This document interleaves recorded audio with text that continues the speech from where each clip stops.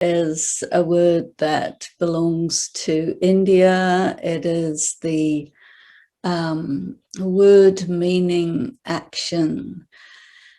And it is very famous in the ancient scripture, which is called Srimad Bhagavad Gita.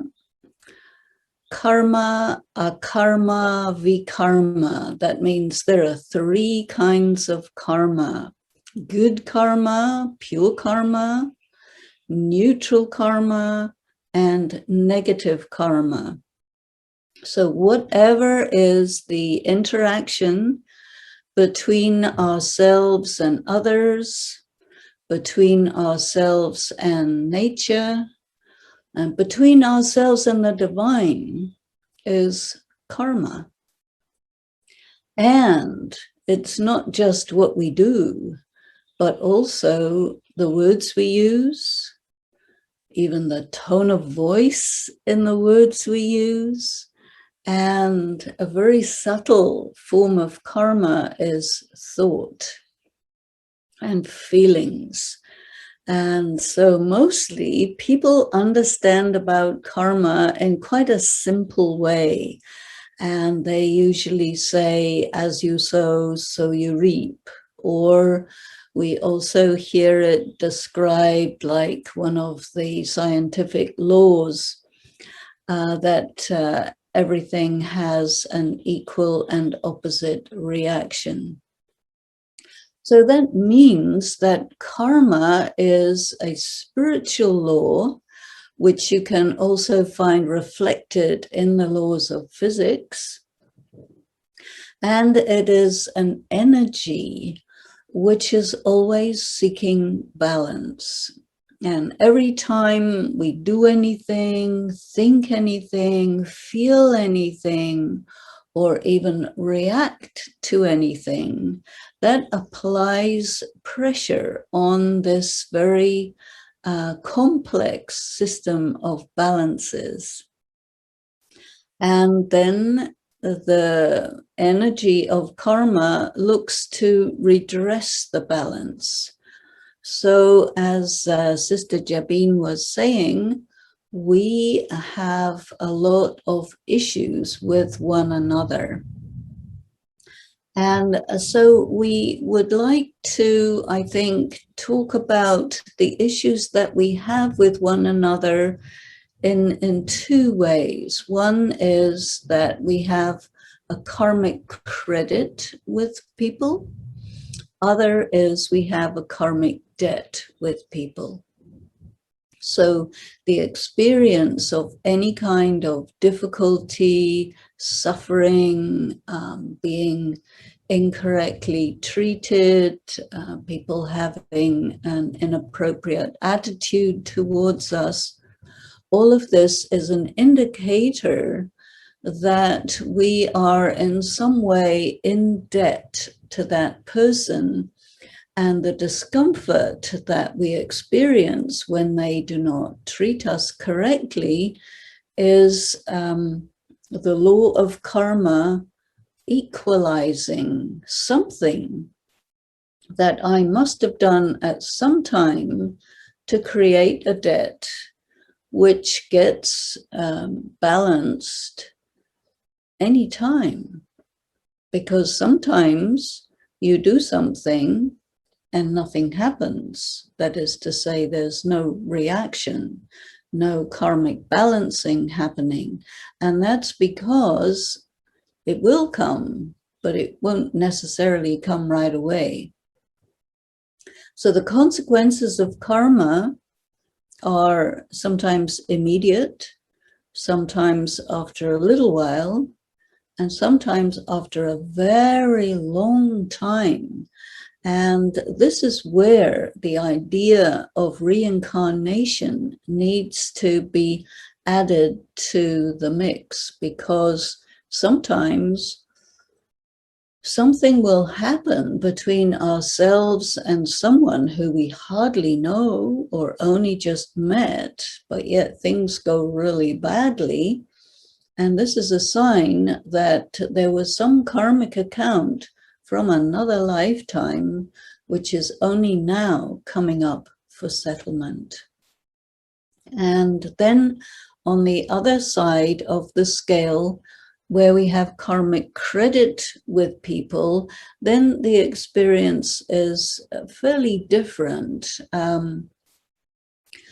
One thing that you might experience in your life is sometimes you meet someone and you immediately feel that you know them, that you like them, and you have many, many things in common.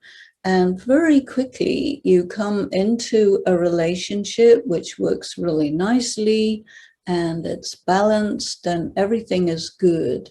And this doesn't happen that often because mostly we tend to find ourselves in karmic debt with people. But this is an example of karmic credit. And we can also call this a relationship of harmonious karma. So you can have a relationship of negative karma where there is a lot of disturbance and suffering and pain in the karmic interaction. That would be a relationship that we would call a relationship of bondage. Sometimes you may experience yourself in a relationship with someone where it's kind of love-hate.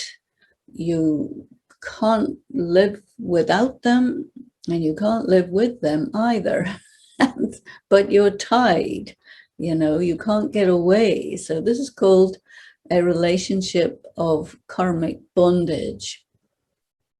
And this happens especially in very close relationships. So it can happen in families. Everyone gets born in a family, and so you get the mother and father that you get. But why do you get this particular mother and father is because when you get born in a family, it is all because of your karma with those family members. And so there may be some family members that you have quite a neutral, perfectly okay relationship, nothing special, but there's no problem.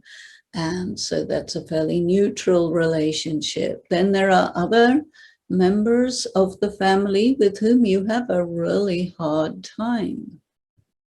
I'll give you a little example of how strange it is, that how it plays out. Recently, I met some boys who, I'm speaking from Germany here, and they had come about a year ago to Germany from Africa with their family. And the two boys were twins, and identical twins. But strangely enough, the father of those two boys favors one of the twins and gives him whatever he needs, attention, love, support for his school projects and his sports interests and so on. But then the other twin, who's a really nice boy, he gets neglected. His father doesn't treat him well, looks at him as if he really shouldn't have been born, and is really quite horrible to him. And so how do we interpret this? We would say that with one boy, the father has a harmonious relationship, and with the other boy, that second boy is somehow in debt, karmic debt to the father. But with the twin brother, the karma is very positive. So you can see how karma is like a very intricate web of interconnecting threads between the different souls, sometimes good with one, bad with another, and it gets very complicated. So when we hear this expression, as you sow, so shall you reap, it's really a very simple description of karma, which is not taking into consideration any of the other dimensions and the other complexities that are there. So when you look at your life and all your relationships and you wonder, you know, how did it ever happen that I connected with these people in a good way, those people in a bad way? What's going on here? And so the process of understanding the nature of the karmic connection and then considering this question that you have in your relationships, which is, how should I resolve this relationship? So therefore, there is another angle of approach that I would like to propose to you, and that is that when things are bad and you know theoretically that there is some sort of karmic debt getting paid out here, but it's too complicated to figure out the exact nature of the debt. But the other angle that you can look at is, this is a test. This is a very, very useful way to look at it. What sort of test is going on when you find yourself in a bad relationship with someone, especially someone close, maybe that you're related to, and you can't just turn around and walk away because there's a blood connection. So you're stuck with them.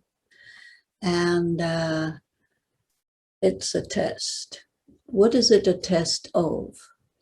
Now, one thing we can say for sure is that you must have done something with that being, that soul, which puts you in debt to that soul.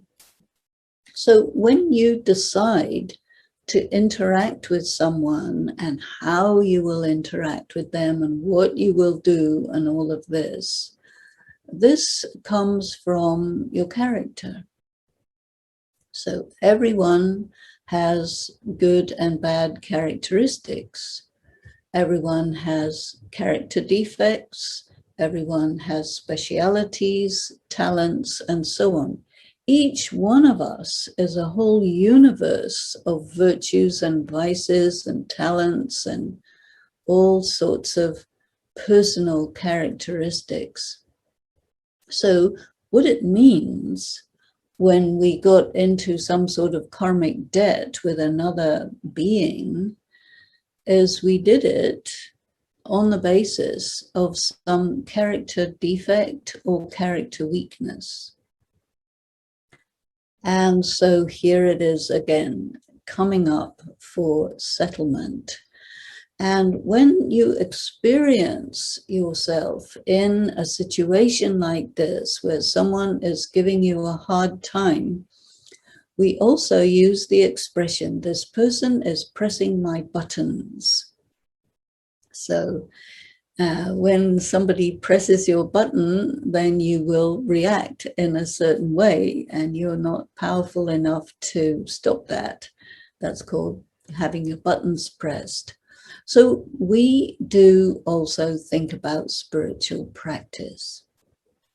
And spiritual practice is study and meditation for the specific purpose of getting yourself strong and in your power and in your essential pure characteristics, right? The essence of a human being in terms of characteristics is purity, power, peace, love, bliss, and so many virtues. This is your essence.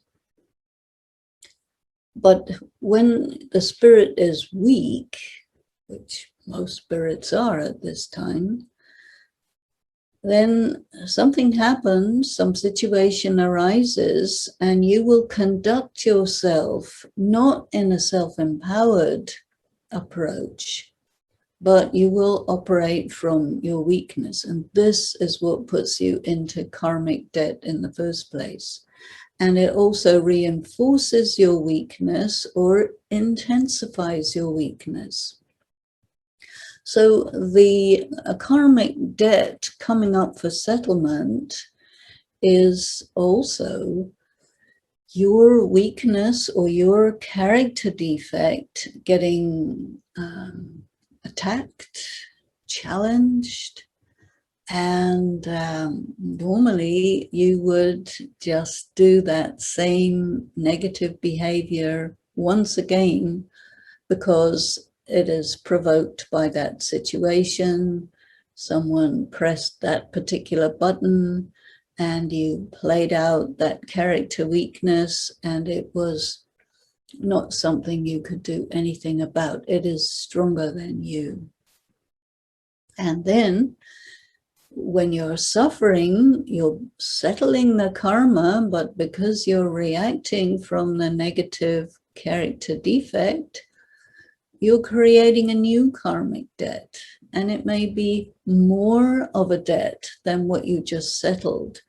And so this is why over the course of a long period of time, there is overall an intensification and increase in the overall debt, which also translates as an increase in human suffering overall.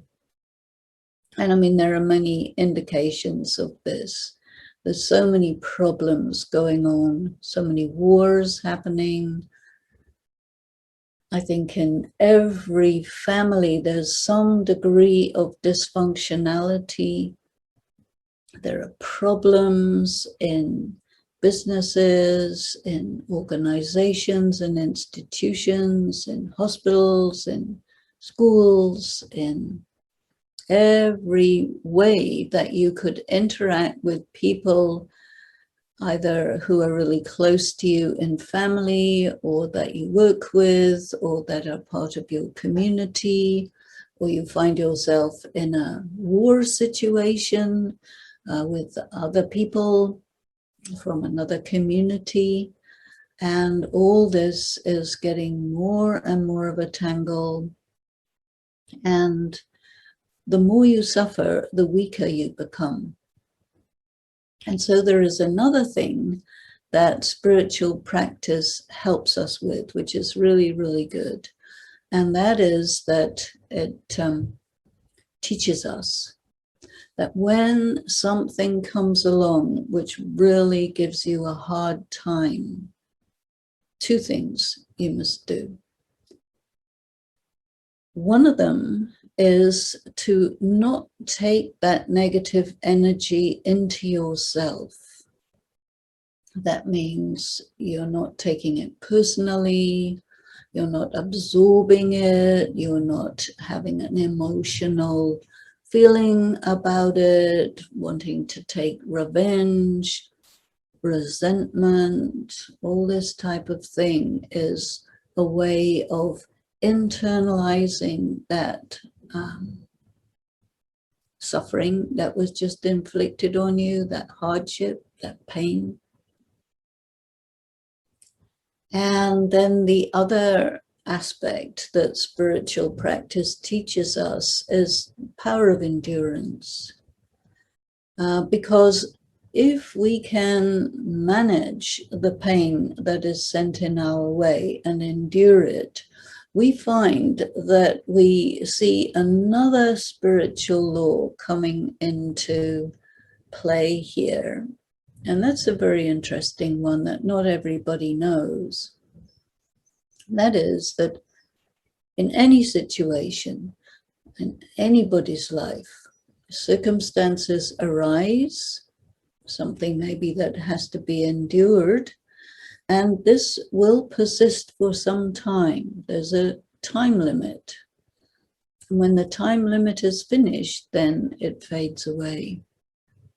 So what that does for us is it gives us a good motivation to think about persevering in the face of difficulty, handling the difficulty, because you can tell yourself it will pass, it will finish after some time. Just you have to endure it for a while. And we have a very different relationship with enduring something for a while or enduring something forever. If it's forever, we don't want to do that. If it's just for a while, it's more manageable. We're willing to do it. So these two things, not taking this sorrow, this real negative feelings that are sent along with the negative action, and to internalize that is to really weaken the self and make it much more difficult to get past that particular activity or situation which gives us pain.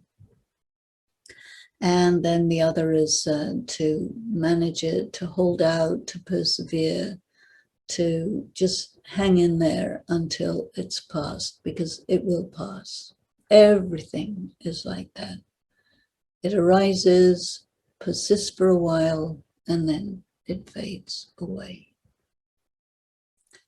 So there's another thing, and that is something comes, you say, okay, it's a test, and you have to really think, okay, what is it in me that makes me particularly susceptible to this type of situation happening again and again and again?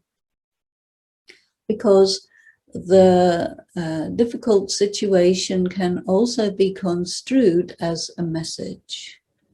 This is a message from the universe, you can say, a message from the universe that's telling me that there's something about my way of conducting myself that needs attention, and this painful, unpleasant situation is there as a wake-up call to let me know that something's not okay and I need to do something about how I conduct myself. So then it requires us to take a good long look at ourselves. Because our normal tendency is to immediately blame the other party for doing some bad thing to me. And we wouldn't naturally think, oh, this is a wake-up call, this is happening to me because I need to do something about the way I conduct myself. And I'm not seeing something about myself that I really need to see. And this is why this situation has come up.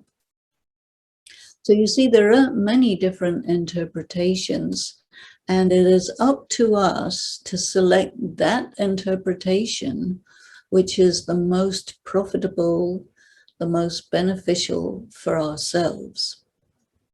And I call this enlightened self-interest.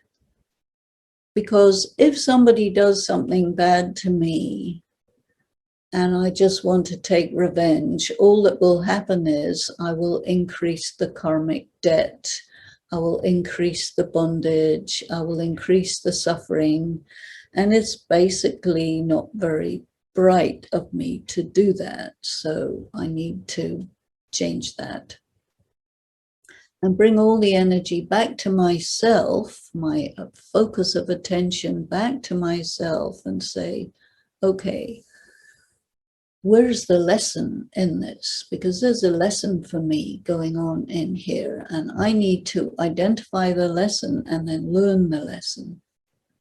So when you are a person who really wants to move ahead in your spiritual development, your personal development, then it's always good to look at karmic connections in this more subtle way. Let's go for a moment before we finish to connections with other people and places which are really positive. And I would just like to define what is really, really positive karma. And it has been said that the most positive karma of all is when you see a need and you fulfill that need right away.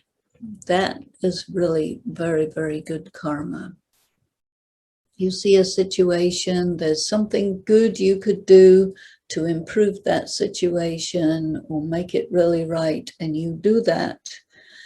That means your motivation is that there should be the best outcome, not just for you, but for the other people involved in that scene, that circumstance. So this powerful, pure karma is all about motivation. So you need to spend some time sitting with yourself and asking yourself, okay, what motivates me to do anything? Because your motivation will dictate the overall general pattern of your karma and even how you handle the circumstances where it's clear that there's some negative karma getting balanced or resolved. So, what makes you do what you do? Are you motivated by making the world a better place? Are you motivated by some kind of higher purpose? Is this what makes your life meaningful? And if it is, then it means it's likely that you have quite a big pile of good karma to your credit. And if you intensify this motivation that you want to do action, all your actions, your thoughts, your feelings, your words, your choices, if all of these are motivated by some sort of higher purpose and you want to sort of link yourself to an overall higher purpose for humanity, it's an altruistic motivation. And if you're motivated like that, then this small stuff will seem to you rather petty. Somebody disrespects you, okay, not my problem, it's the other person's problem. You can even give yourself a little mantra. A mantra is a suggestion, right? A piece of advice. Give yourself a little mantra which says that I do not need to suffer for somebody else's bad karma. So somebody does something negative to you, okay, maybe you're settling something, but if you say, okay, that's up to them, whatever they do, but it's up to me how I respond. So you're always being really proactive in situations which, if you are reactive, increases the debt. But when you're proactive, it's a very, very good way to finish off the debt, take the minimum amount of suffering, pain, and get through it quickly, and you're on your way. And also you're keeping yourself free because you don't have to think about that person. When you are reactive and somebody treats you not well or disrespects you, then you're thinking about them, and that creates a karmic bondage because you're thinking about them and what they did and how it wasn't okay, and on and on and on, which really drains your spiritual energy. So to be able to let go, not take it personally, definitely don't suffer for somebody else's negative karma, and get on with what's next, because karma is also in a wider context, and we cannot really see any of these spiritual topics in isolation. They're always in a bigger context. So karma is in the bigger context of destiny. And many people believe in destiny. Not many people know what it is, but it's like everything is supposed to be the way it is. And ever tried to change somebody? Never works, does it? Things are the way they are, people are the way they are, circumstances are the way they are. And most people also believe that they have a personal destiny. Do you think you have your own destiny? And your destiny is high. So your destiny corresponds to the kind of person you are, the kind of motivations you have. And if you are just totally selfish in every direction, then you're creating a future for yourself, which is not that great. It's quite ordinary. So your destiny is not just something that's there, but you're creating it with your karma. And it's such a large expanse that, everybody has their destiny. And then within that, they do their karma, which can make the destiny brighter or dimmer, depending on you. So karma and destiny are very much like left foot, right foot going along together. And you probably experience sometimes you get into certain situations where it doesn't matter what you do, the situation goes its own way. And then you can understand from that the force of destiny in this case is more powerful than the force of karma. And then there are other times where you're called to action, you need to be proactive and do something, and then the outcome of that scene becomes good because you took action, you did a pure karma, and you resolved the situation. And by doing that, you also create a brightening of your destiny. So you can see how complex this all is. This is why this study of spirituality really takes time, and we need to give time to it. We need to give time to thinking about it. And that's really what meditation is about. So we can have just a moment to think about our karma. I, the self, I think, I feel, I speak, I do things, I have so many different emotions. Some of them are positive, some of them are negative. Take fear, for example, that's a feeling, that's an emotion. Many people these days, they have anxiety. And when this is very powerful, it's going to influence your karma. If you are afraid of a situation, you won't act proactively. You will be courageous or cowardly. The feeling of fear is there by itself. It's almost neutral, but how do you handle it? Are you courageous or are you cowardly about it? Because if you're cowardly, you will do a negative karma. If you're courageous, you'll do a positive karma. You see? So all your different feelings are mixed, Some are pleasant, some are unpleasant, but how you interpret them, what you decide to do about them in the bigger context, that will influence your karmic connections and also your destiny. So we need to take time to think about ourselves. You just think about yourself, your circumstances, your life. Ask yourself how you feel about your life.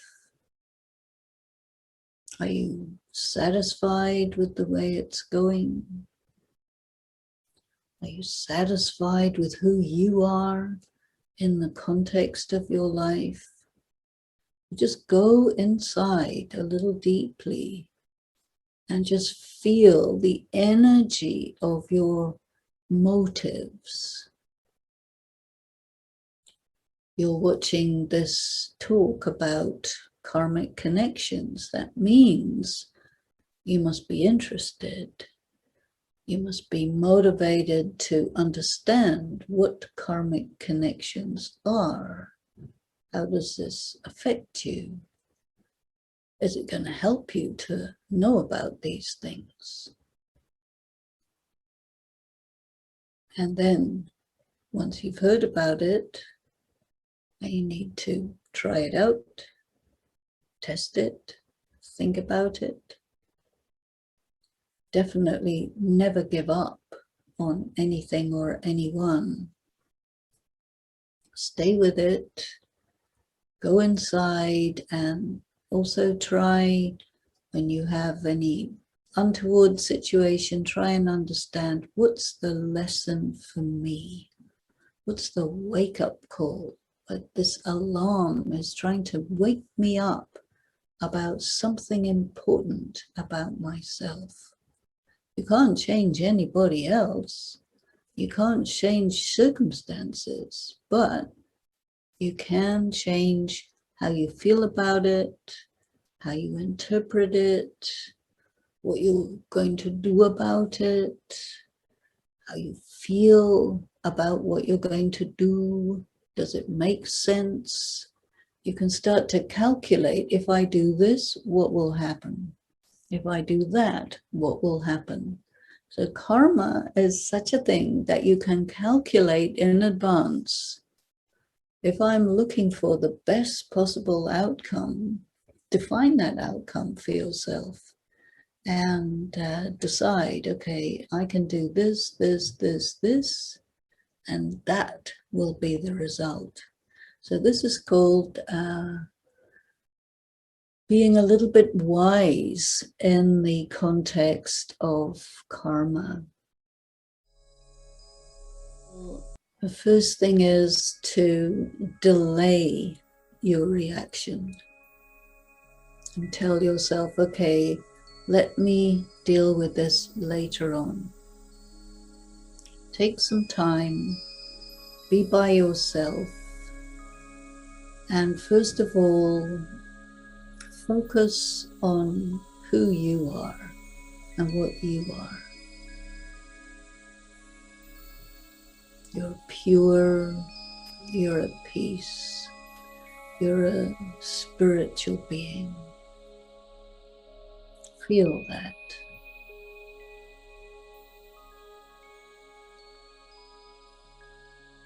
And whatever that person did, that's a scene, like a clip from a movie or a TV show. It's just a scene. And look at that person, how you feel. What they did triggered a feeling, no doubt. Identify the feeling. They made you feel angry, but it's optional to express that anger or not. Usually the situation is complicated. Who is that person? What is that person? It's also a spiritual being. Everyone is different. Everyone has their story.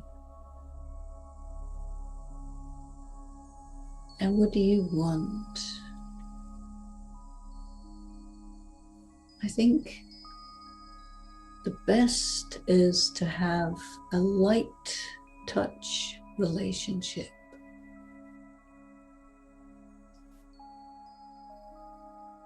Tell yourself, I give this person full permission from the bottom of my heart to be who they are.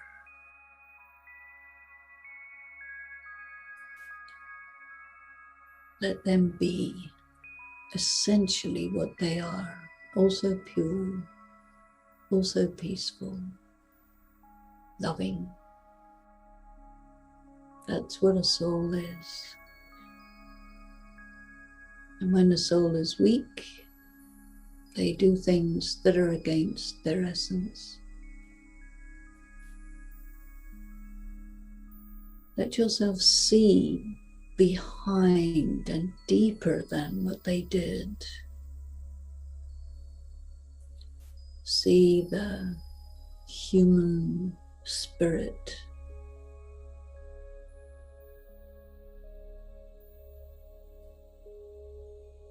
Let yourself send vibrations of good energy to that soul. This is your spiritual brother, sister. These are clips in a TV show. The real connection between you and that being is easy, light, harmonious. Let it be. And bring your energy to yourself. Let that person be a little distant in your mind. They are what they are. They did what they did. That's them. And now, you. What are you? Are you in your power? Are you stable? Be still and just allow things to be what they are. Bring in a feeling of love and just put the whole thing into the hands of the divine, because the karma will play out anyway. Most important for you is to be free.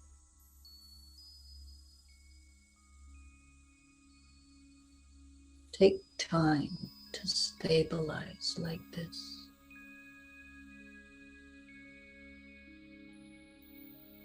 Thank you.